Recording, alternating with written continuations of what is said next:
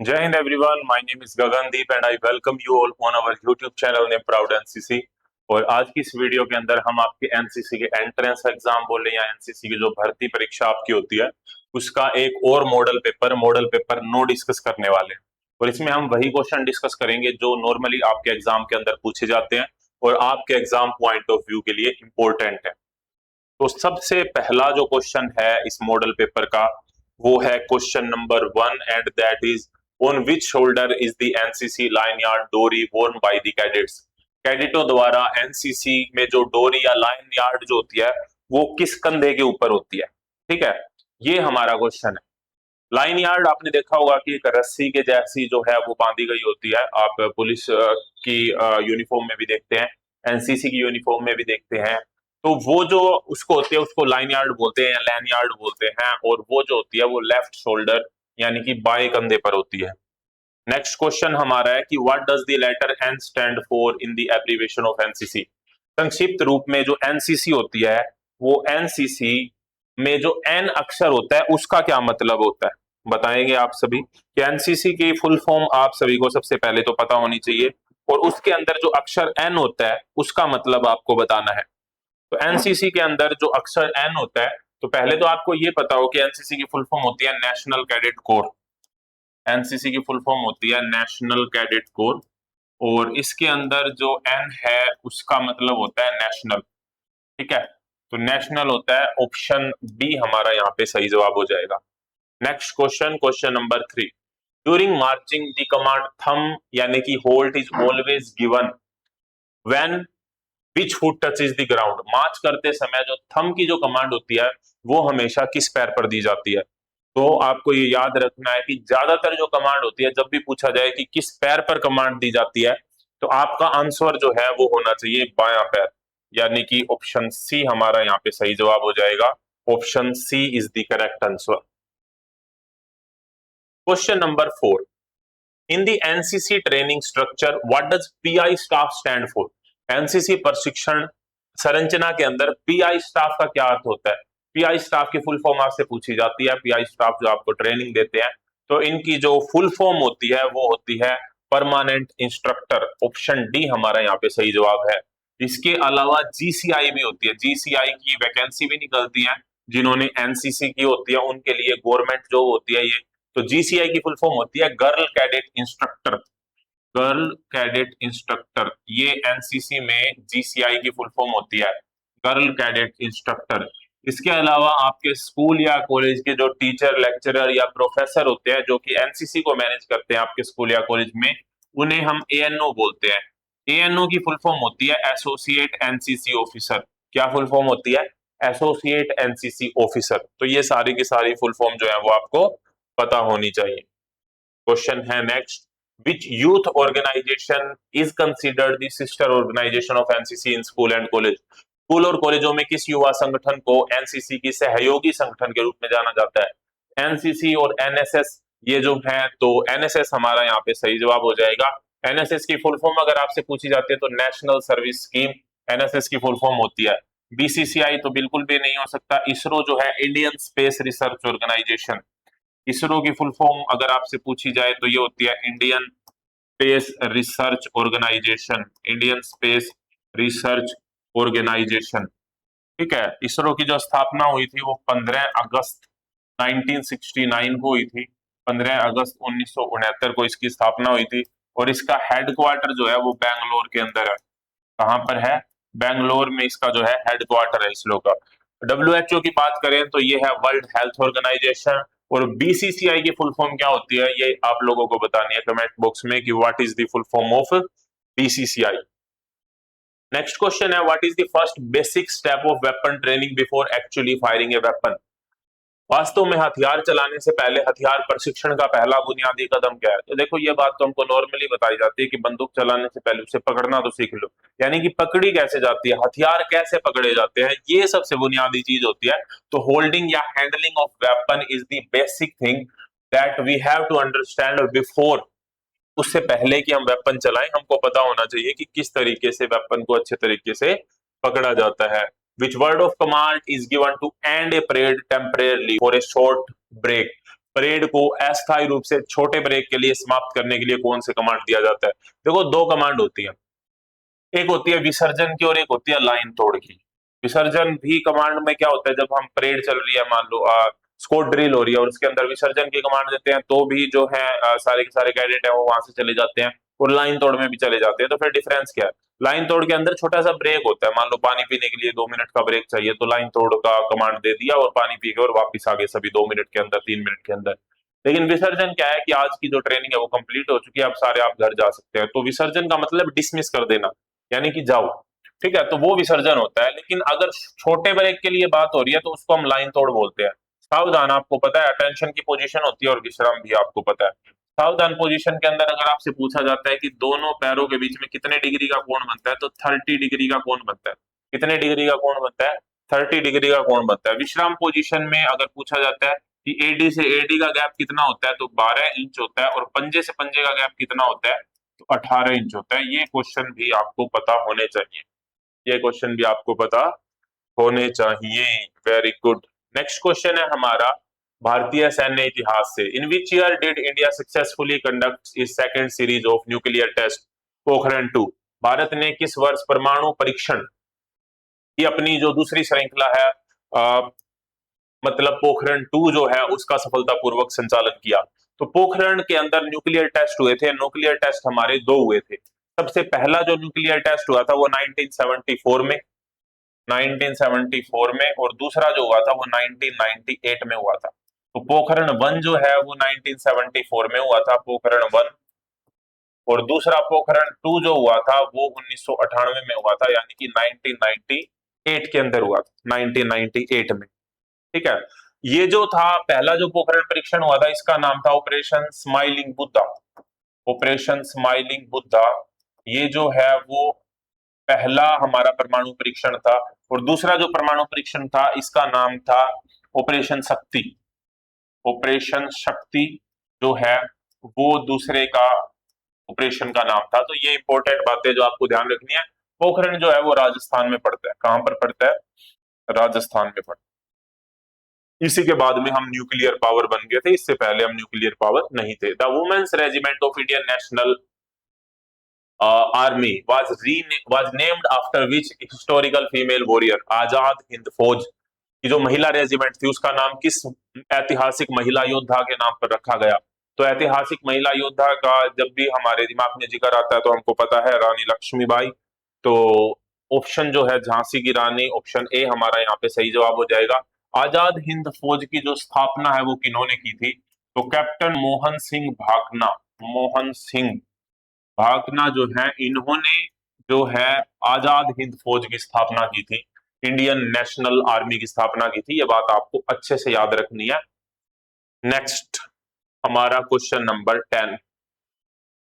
The famous tiger hill is prominent mountain peak fort over during which conflict? प्रसिद्ध tiger हिल एक प्रमुख पर्वत चोटी है जिस पर किस संघर्ष के दौरान लड़ाई लड़ी गई थी? तो इसमें लड़ाई लड़ी गई थी, ये कारगिल वार जो है 1999 का, उस टाइम पे टाइगर हिल की बात होती है, ठीक है। तो ये है हमारा, और इसी के अंदर जो है कैप्टन विक्रम बत्रा जी को परमवीर चक्र से नवाजा गया था। कैप्टन विक्रम बत्रा जी, जिनकी फेमस डायलॉग है ये दिल मांगे मोर, और परमवीर चक्र जो है पीवीसी जिसको हम बोलते हैं, अब तक कुल 21 मिल चुके हैं परमवीर चक्र। 1965 का युद्ध भारत पाकिस्तान का युद्ध था, 71 का जो युद्ध था जिसमें हमने बांग्लादेश को बनाया था, और 62 का जो युद्ध था वो हुआ था चीन के साथ में, ठीक है। नेक्स्ट क्वेश्चन, नेक्स्ट क्वेश्चन है which Indian prime minister signed the Tashkent agreement to bring to an end 1965 Indo Pak war? किस भारतीय प्रधानमंत्री ने 1965 के भारत पाक युद्ध को समाप्त करने के लिए ताशकंद समझौते पर हस्ताक्षर किए थे? तो देखो, ताशकंद जो है पहले जो ये जगह है वो पड़ती थी यूएसएसआर के अंदर, यूएसएसआर यानी कि सोवियत रूस में ये जगह जो है वो पहले पड़ती थी। अब जो है, क्योंकि आपको पता है यूएसएसआर टूट चुका है, तो अब जो ताशकंद है वो है उज्बेकिस्तान की राजधानी। किसकी राजधानी है? उज्बेकिस्तान की राजधानी है ताशकंद। किसकी राजधानी है? उज्बेकिस्तान की। और ये जो हुआ था, ये ताशकंद समझौता जो हुआ था वो 10 जनवरी 1966 यानी कि 10th ऑफ जनवरी 1966 को जो है ये समझौता जो है हुआ था, 10 जनवरी 1966 को साइन किया गया था। हमारी तरफ से थे लाल बहादुर शास्त्री जी, हमारे प्राइम मिनिस्टर। भारत और पाकिस्तान के बीच में हुआ था 1965 के युद्ध को खत्म करने के लिए। और पाकिस्तान की तरफ से जो थे, पाकिस्तान की तरफ से ताशकंद समझौते में थे प्रेसिडेंट अयूब खान। प्रेसिडेंट अयूब खान जो है वो पाकिस्तान की तरफ से थे, अयूब खान।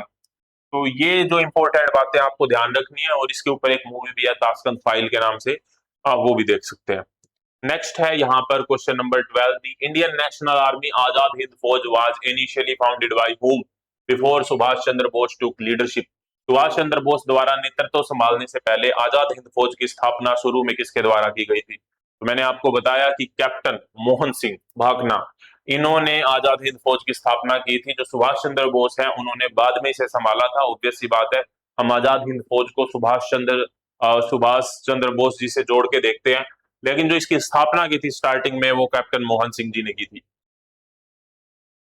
विजय Diwas, victory day is celebrated every year on 16th of December to commemorate the historical victory of which war. किस युद्ध की ऐतिहासिक जीत के लिए 16 दिसंबर को विजय दिवस मनाया जाता है? तो 16 दिसंबर को जो विजय दिवस मनाया जाता है, वो जो हमने 1971 का जो भारत पाकिस्तान का युद्ध हुआ था, जिसमें पाकिस्तान को करारी हार का सामना करना पड़ा, उस युद्ध की विजय के रूप में हम 16 दिसंबर को विजय दिवस के रूप में मनाते हैं। और 16 दिसंबर के दिन ही पाकिस्तान के 90,000 से ज्यादा सैनिकों ने आत्मसमर्पण किया था।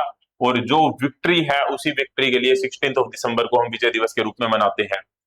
और कारगिल युद्ध अगर आपसे पूछा जाता है तो वो 1999 के अंदर हुआ था। इसका जो करेक्ट आंसर है वो ऑप्शन ए है।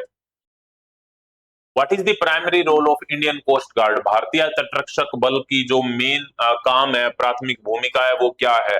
रेगिस्तानी युद्ध नहीं, जंगल युद्ध नहीं, हवाई रक्षा नहीं, तो maritime security and coastal petrol, समुद्री सुरक्षा और जो गश्त है उसको करते हैं। यानी कि जो आसपास का, समुद्र के आसपास का जो तटीय क्षेत्र है उसको इंडियन कोस्ट गार्ड संभालती है, और जो डीप जाके जो इंटरनेशनल बॉर्डर है वहां पे जो है इंडियन नेवी काम करती है। Question number 15. What is the identifying color of the beret cap worn by the parachute special forces, para SF of the Indian Army? भारतीय सेना के पैराशूट विशेष बलों द्वारा पहने जाने वाले बैरेट टोपी का जो पहचान रंग होती है वो क्या होती है?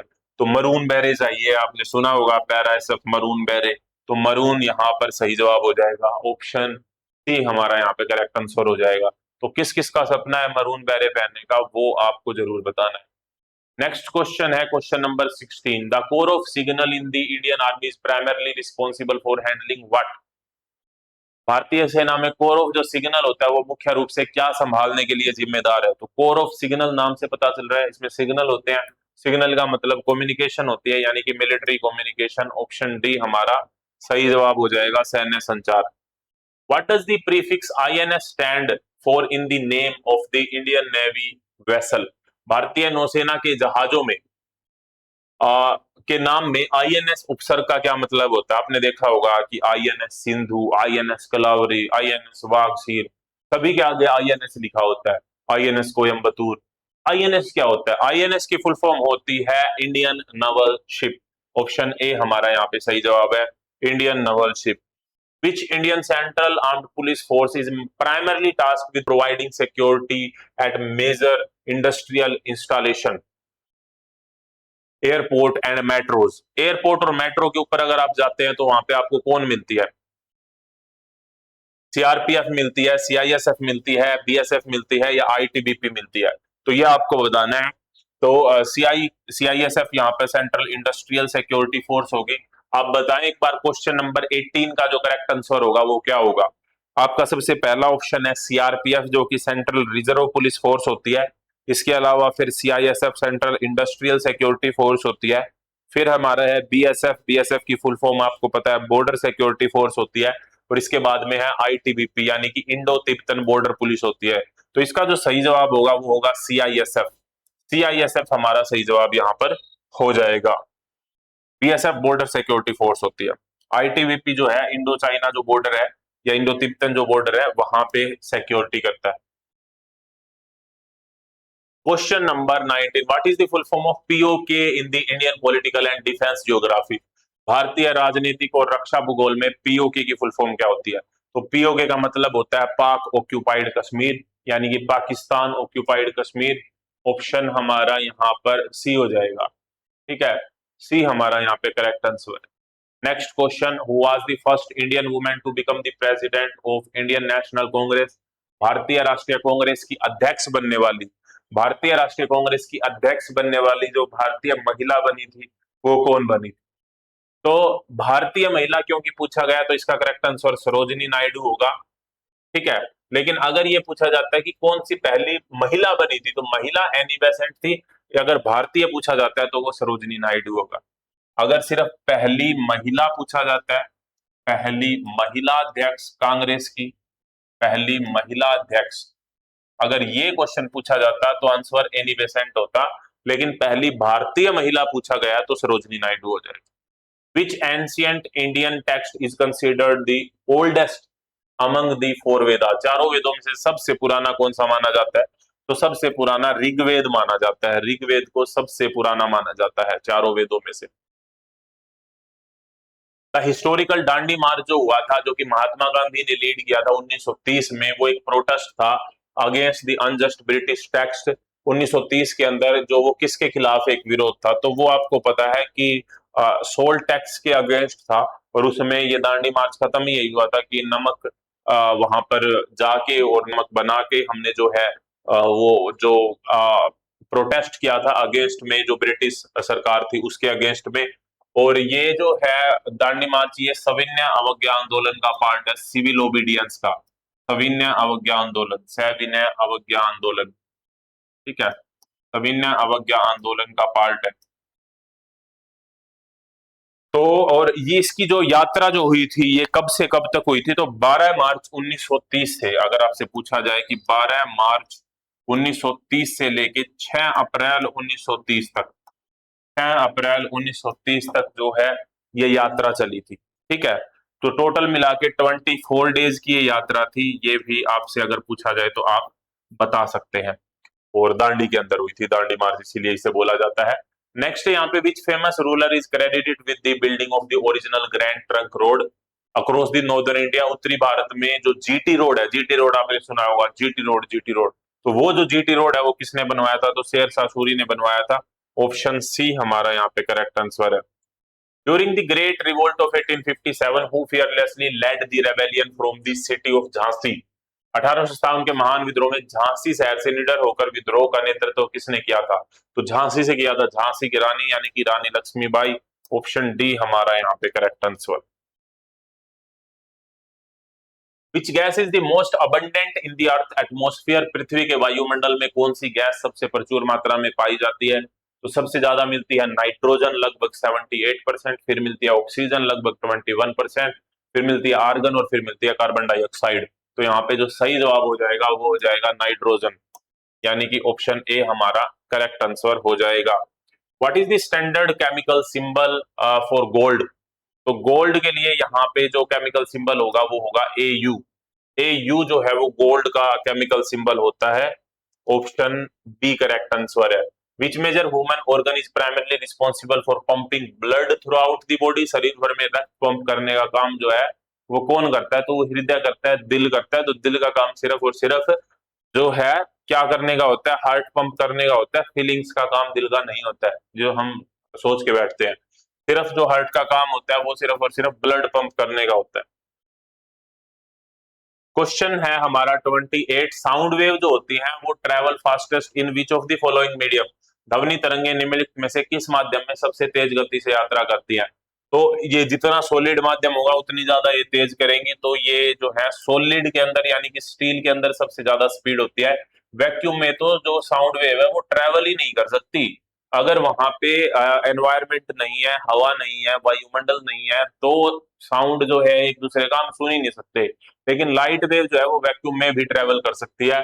और लाइट की स्पीड जो होती है वो 3 × 10⁸ मीटर पर सेकंड होती है। ठीक है, next question number 29, which disease is directly caused by the severe deficiency of vitamin C? Vitamin C की कमी से कौन सा रोग हो जाता है? तो विटामिन सी की कमी से रोग जो हो जाता है वो होता है सकर्वी नामक रोग, विटामिन डी की कमी से रिकेट्स नाम का रोग हो जाता है, विटामिन ए की कमी से रतौंधी यानी कि नाइट ब्लाइंडनेस नामक रोग हो जाता है, और विटामिन बी की कमी से बेरी बेरी रोग हो जाता है। और सकर्वी रोग ना हो उसके लिए आपको खट्टे फल यानी कि सिट्रिक फ्रूट जो है वो खाने चाहिए, आंवला खाना चाहिए, क्योंकि इनमें क्या होता है, विटामिन सी होता है।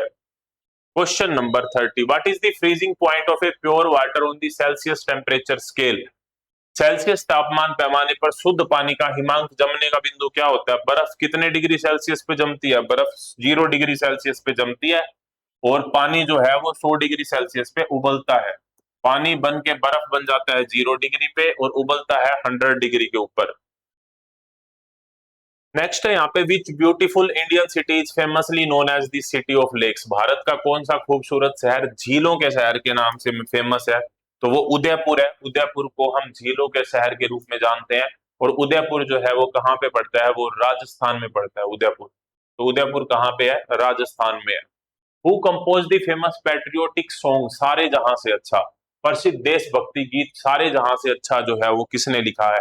तो सारे जहां से अच्छा जो है वो लिखा है मोहम्मद इकबाल जी ने। ऑप्शन डी हमारा यहाँ पे करेक्ट आंसर है। विच is the smallest ocean in the world by surface area? सतह क्षेत्र के हिसाब से जो सबसे छोटा जो महासागर है वो कौन सा है? तो सबसे छोटा है आर्कटिक। सबसे गहरा अगर पूछा जाता है तो वो पैसिफिक ओशियन है, और पैसिफिक ओशियन के अंदर ही मारियाना ट्रेंच है, यानी कि मारियाना खाई है।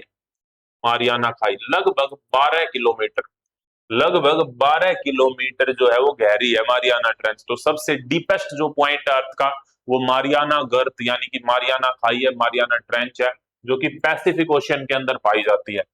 और सबसे छोटा अगर पूछा जाए तो वो आर्कटिक महासागर है।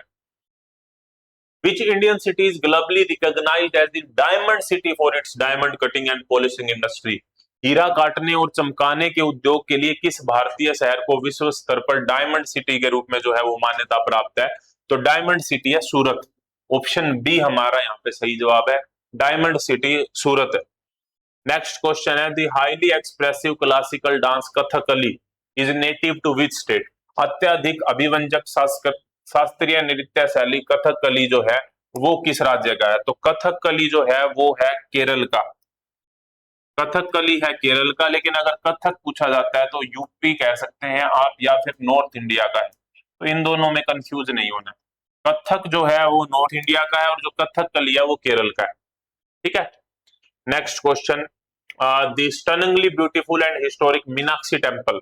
मीनाक्षी टेम्पल कहाँ पे पड़ता है? तो मीनाक्षी टेम्पल, मीनाक्षी जो मंदिर है वो कहाँ पर है? तो वो मदुरई के अंदर है, मदुरई के अंदर। अब आपको कमेंट बॉक्स में ये बताना है कि ये जो मदुरई है वो कहाँ पर है।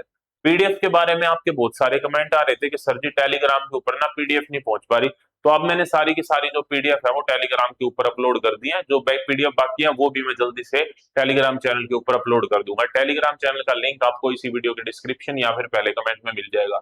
इसके अलावा ये जो मॉडल पेपर कर रहे हैं, इससे पहले जितने भी मॉडल पेपर हमने करे हैं उसकी मैंने एक प्ले लिस्ट बना दी है, जहां से जाके आप सारे मॉडल पेपर को देख सकते हैं और अपनी तैयारी को बहुत ही अच्छा कर सकते हैं। उसका लिंक भी आपको पहली वीडियो में, वीडियो के पहले लिंक में, यानी कि पहले कमेंट में या फिर डिस्क्रिप्शन के अंदर आपको मिल जाएगा। वहां से जाके आप पूरी प्लेलिस्ट को देख सकते हैं। नेक्स्ट क्वेश्चन है, which scientific instrument used to detect and measure the intensity of earthquake? भूकंप की तीव्रता का पता लगाने मापने के लिए किस वैज्ञानिक उपकरण का प्रयोग किया जाता है? तो उसका नाम होता है सीस्मोग्राफ। बैरोमीटर जो है वो प्रेशर के लिए होता है, थर्मोमीटर टेम्परेचर के लिए होता है, और हाइग्रोमीटर होता है आर्द्रता के लिए। आर्द्रता को हम क्या बोलेंगे? नमी बोल देंगे। ठीक है, नमी के लिए यूज होता है hygrometer. Which is the major Indian river that flow entirely through the arid Thar desert region? वह प्रमुख भारतीय नदी कौन सी है जो पूरी तरह से शुष्क थार रेगिस्तान क्षेत्र से होकर बहती है? तो थार रेगिस्तान के अंदर होकर बहती है लूनी नदी। लूनी नदी जो है वो थार डेजर्ट यानी कि थार मरुस्थल में बहने वाली नदी है Luni. Option B. Palk straits connects Bay of Bengal in the north east with which water body in the south west? Palk जलडमरू मध्य उत्तर पूर्व में बंगाल की खाड़ी को और दक्षिण पश्चिम में किस निकाय को जोड़ता है? तो दक्षिण पश्चिम में ये गल्फ ऑफ मन्नार को जोड़ता है, मन्नार की खाड़ी को। ऑप्शन सी हमारा करेक्ट आंसर है यहाँ पे। Which coastal state in India is famous for its Marina Beach? Marina Beach कहाँ पे पड़ता है? तो मरीना बीच जो है वो पड़ेगा हमारा ऑप्शन, देखो इसमें गोवा। भारत का, आप बताइए एक बार इसको, भारत का कौन सा तटीय राज्य, भारत का कौन सा तटीय राज्य जो है वो मरीना बीच के लिए प्रसिद्ध है, कि मरीना बीच जो है वो किस राज्य के अंदर पड़ता है, ये आपको बताना है। आपके ऑप्शन दे रखे हैं गोवा, केरल, महाराष्ट्र और तमिलनाडु, ये चार ऑप्शन आपके दे रखे हैं, गोवा, केरल, महाराष्ट्र और तमिलनाडु। तो इसका जो करेक्ट आंसर होगा वो तमिलनाडु होगा, मरीना बीच के लिए तमिलनाडु होगा।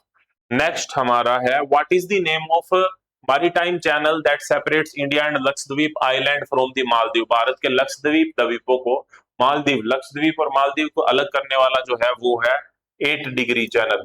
अगर आपसे पूछा जाए 10 डिग्री चैनल क्या करता है, तो ये अंडमान और निकोबार को अलग करता है, अंडमान और निकोबार को अलग करने वाला क्या है, 10 डिग्री चैनल है, अंडमान और निकोबार को अलग करने वाला 10 डिग्री चैनल है, ठीक है। 9 डिग्री जो है वो भी हमारा है, लेकिन वो क्या करता है, लक्षद्वीप को नॉर्थ और साउथ के अंदर बांटता है। तो ये आप, ये जो 10 डिग्री है ना, ये इंपॉर्टेंट है, ये आपको याद रखना है। Indian shares its maritime sea border with which south east Asian country near the southern end of the Andaman and Nicobar island, यानी कि जो अंडमान और निकोबार द्वीप समूह के दक्षिणी छोर के पास भारत किस दक्षिण पूर्व एशियाई देश के साथ अपनी समुद्री सीमा को साझा करता है। आपके ऑप्शन दिए गए हैं मलेशिया, इंडोनेशिया, फिलीपींस या फिर वियतनाम। तो इसका जो सही जवाब हो जाएगा वो हो जाएगा इंडोनेशिया, ऑप्शन बी हमारा करेक्ट आंसर है। Question number 43, which border guarding force is fondly known as the sentinel of the north east and guard the Indo Myanmar border. तो इंडो म्यांमार बॉर्डर जो है इनमें से कौन सी गार्ड करेगी, वो गार्ड करेगी Assam rifle, option C. Indo Myanmar border, Bharat और म्यांमार की सीमा की रक्षा करेगी असम राइफल, ऑप्शन सी हमारा यहाँ पे सही जवाब हो जाएगा। Which neighbouring country of India is the world's largest producer of jute, Bharat का कौन सा पड़ोसी देश जूट का दुनिया का सबसे बड़ा उत्पादक है। तो जूट जो है वो सबसे ज्यादा बनता है बांग्लादेश में, ऑप्शन डी हमारा यहाँ पे करेक्ट आंसर है। बांग्लादेश की राजधानी है ढाका और बांग्लादेश की करेंसी है taka. The historic Khyber pass, Khyber Pakhtunkhwa के नाम से इसे हम जानते हैं, vital ancient trade route connect Afghanistan to which of India's neighbour countries. ऐतिहासिक खैबर दर्रा जो है वो एक महत्वपूर्ण, जो प्राचीन व्यापार का मार्ग है उसको जोड़ता है। अफगानिस्तान और भारत का कौन सा पड़ोसी देश है, तो अफगानिस्तान और पाकिस्तान को जोड़ता है। जो खैबर वाला पास है ना, खैबर पास, वो किस किस को जोड़ता है, वो जोड़ता है हमारा पाकिस्तान और अफगानिस्तान को। Question number 46. What is the longest river in Pakistan which originate in Tibet and flow through the India before entering the Pakistan? तो ये है सिंधु, सिंधु नदी, इंडस रिवर भी जिसे हम बोलते हैं। पाकिस्तान की सबसे लंबी नदी सिंधु नदी है, भारत की सबसे लंबी नदी जो है वो गंगा नदी है। Question number 47, what is the name of the official national currency of Nepal, Nepal की आधिकारिक राष्ट्रीय मुद्रा क्या है, तो वो है नेपाली रुपया। नेपाल की जो राजधानी है वो है काठमांडू, काठमांडू जो है वो नेपाल की राजधानी है। और पशुपतिनाथ जी का जो मंदिर है वो भी कहां पर पड़ता है, काठमांडू के अंदर पड़ता है। ये इंपॉर्टेंट बात है। नेक्स्ट क्वेश्चन है हमारा कि what is the standard tenure term length of the president of India, Bharat के जो राष्ट्रपति होते हैं उनकी जो टेन्योर जो होता है, कार्यकाल जो होता है वो कितना होता है, तो कार्यकाल होता है 5 साल। तो ऑप्शन डी हमारा यहाँ पे सही जवाब है, 5 साल का कार्यकाल होता है। और राष्ट्रपति अगर आपको बनना है तो आपकी मिनिमम एज 35 ईयर होनी चाहिए। 35 ईयर अगर आपकी एज है तो आप राष्ट्रपति बनने के लिए इलिजिबल है। बाकी भी होती है कंडीशन, एज की जो कंडीशन है वो 35 है। सुप्रीम कोर्ट ऑफ इंडिया जो है उसमें कितने चीफ जस्टिस ऑफ इंडिया होते हैं, ये पूछा जा रहा है यहाँ पर। तो जो किसी भी समय भारत के सर्वोच्च न्यायालय का नेतृत्व कितने मुख्य न्यायाधीश करते हैं, तो एक ही होता है। इस समय पर हमारे चीफ जस्टिस ऑफ इंडिया कौन है, ये आप लोगों को बताना है। इस समय पर हमारे चीफ जस्टिस ऑफ इंडिया कौन है, सीजेआई कौन है, सीजेआई बोला जाता है चीफ जस्टिस ऑफ इंडिया को। Which fundamental right guarantee the freedom of speech and expression to all citizen of India, कौन सा मौलिक अधिकार भारत के सभी नागरिकों को बोलने और अभिव्यक्त करने की जो स्वतंत्रता है वो प्रदान करता है, तो वो है right to freedom. Right to freedom स्वतंत्रता का अधिकार, और जो बोलने का फ्रीडम है वो आर्टिकल 19 के अंतर्गत आता है।